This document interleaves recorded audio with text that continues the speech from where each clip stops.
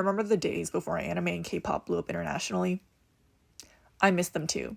I was in 8th grade in 2009, 2010, and for some context, the punk, goth, emo aesthetic was really big among anime fans back then, and K-pop was just starting to blow up in the US. You know, like SHINee, Big Bang, Wonder Girls, not HOT, I think that was way before. Anyways, when those two media exports blow up, so do the obsessions with the cultures, which is how you get kids who aren't Japanese or Korean coming up to you being like, "Annyeongnichiwa, my name is Sohi Fujimoto." Anyway, the topic of today's story is someone I'm gonna call peepeeboi. Peepeeboi was one of those kids. And granted, I don't know what peepeeboi's actual ethnicity was since he was adopted by white people, but what I do know is that he was always lying about it. Like, some days he was half Korean, half Japanese, and other days he was a quarter Japanese, a third Korean, and 1/8 Wakandan.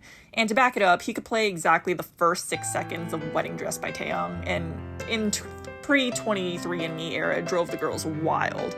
I wasn't one of them because, for one, he was a grease ball with breath that smelled like expired taco salad, and for another, I was not interested in boys that were a grade beneath me. But that didn't even matter because peepeeboi, unfortunately, developed a habit of stalking and harassing other Asian girls. And take a wild guess what I am. So it started off with him sitting next to me on the bus and shoving his shitty anime drawings and emo poetry in my face. And then it was trying to invade my space at the lunch table and learning my schedule and following me to each one of my classes and calling me One-chan constantly, even though I made it very clear I'm not Japanese. Also, turns out I wasn't the only one who had to put up with it. I had these two friends. We'll call them Bobbert 1 and Bobbert 2. Bobbert 2 at the time was dating this girl named Sherry, and peepeeboi not only did the same stalking and touching shit, but also tried to... Kabedon? Is that the word? He tried to pin her against the wall.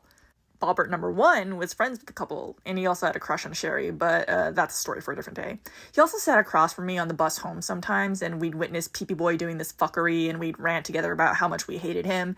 And it all came to a head when peepeeboi crept up on me on the bus, and he started rubbing my leg. And I just beat the crap out of him, just WWE on that bus. And the kids started going, "Yeah!" And at some point he went like, "Ow, my tooth!" And I just kept going. This sounds like such a fucking and everybody clapped on the bus story, but I swear to God this happened. Anyways, I just kept going. I was so fucking pissed off with this dude, and Bobbert 1 was just laughing the whole time. And then after that, I never saw peepeeboi again. Oh my God, you killed him. God, I wish. It turns out Bobbert 1 and Bobbert 2 were so fed up with his ass, they reported him for stalking and harassment to our school. So he got suspended after that, right? No, actually, both Bobberts got in-school suspension because peepeeboi claimed that he was only doing these things because the Bobberts were bullying him. So then, how did I end up never seeing him again? Because he got expelled for bringing knives to school, which would have been good info before I beat the shit out of him. And while I never saw peepeeboi again in person, he kept remaking Facebook accounts for everyone I blocked and continued to harass me in my messages for months after his expulsion. So, moral of the story? There is none. I just thought beating up a 13-year-old boy was funny as fuck.